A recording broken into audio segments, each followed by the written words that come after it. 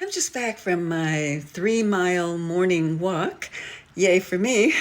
And I was thinking about the agents from my past when I was out walking because I always like to evaluate when I'm getting a new listing, which is coming up soon, what I can do to really ensure that those clients of mine have the best experience. Because let's face it, a lot of times agents receive a bad rap. Sometimes they deserve it, and sometimes I think it is just sort of word of mouth and what people expect from their agent. And they tend to be very critical of agents, and rightfully so sometimes. I'm not going to uphold everyone, but I will say that when you get a great agent, it's a wonderful experience. So I'm going to begin with my most recent agent, other than myself. And yes, I did sell one of my own properties.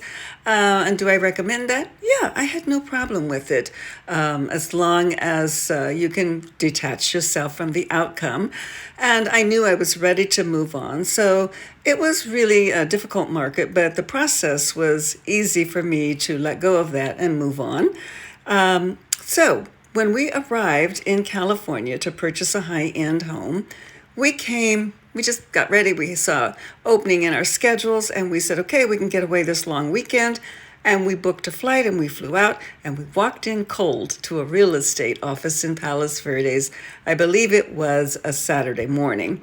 We'd already spent Friday looking in various other parts of LA, Pacific Palisades, Santa Monica. We even drove out to Malibu, and that was going to be too far to commute. So someone said, I think you'll like Palos Verdes. So that's where we ended up on that Saturday morning, walking in cold. The agent was young. I discovered she was a relatively new agent and was inexperienced with selling high-end homes. I believe she had done mainly condos and townhomes and that type of thing before, and didn't have any experience with high-end properties. So what did I like about her? She quickly realized that and called in an experienced agent. She knew we were on a tight timeline and had no time to waste, and so that's what she did. Very wise and smart move. If you're not qualified, then call in someone who is. And I'm sure they shared the commission on that.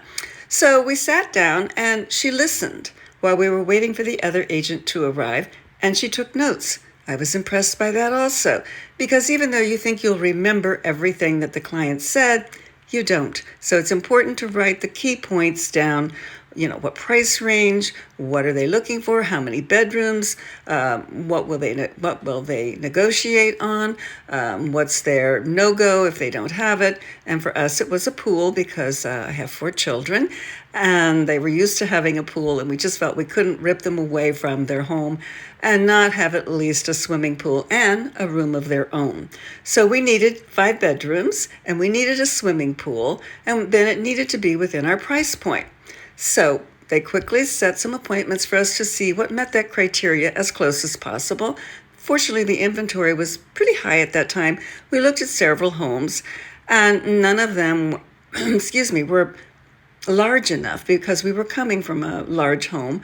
And so the experienced agent said, okay, you're not going to be able to get everything you want at your price point. So what can we negotiate on? What are you willing to give up? So I liked that. That was very bold and to the point without wasting a couple of days showing us properties that simply weren't going to work. So I said, I want the square footage. I'll give some on the condition and the view. So then we went back to the office because you didn't have cell phones and all that, and they pulled up some other possibilities on the computer, and we ran out to see those. One of them, I didn't like the architecture, wasn't too crazy about the location, but the square footage was wonderful. There were 5 bedrooms. There was a swimming pool. The condition of the house needed some upgrading and remodeling, but hey, I've been there, done that before. So that one quickly rose to the top of our list. Went back to the hotel that night and looked through everything that we had been given, all the flyers, and decided that that property came the closest to being within our price point and also meeting the majority of our criteria. We knew we would have to remodel, but hey, that's not easy to do, but you can do it. So the next morning, we went back Sunday morning and said, we want to go see it one more time, but we believe that's the one that we're going to put an offer in on. So the experienced agent stayed at the office. The younger agent took us back to see the house the second time. When we returned to the office, the experienced agent had all the comps there and had a suggested offer price for us.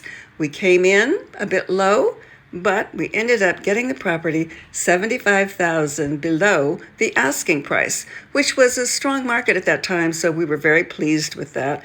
And so those are some things that I really liked about the agents that we had. They teamed up, they worked together, and they negotiated hard on our behalf. So when you find an agent like that, you are very fortunate, and you should be appreciative rather than critical, because they really are working on your behalf. I felt that, and I felt very pleased with both their work throughout the transaction and the end price that we ended up paying for the property. So, some things I like about agents. There you go.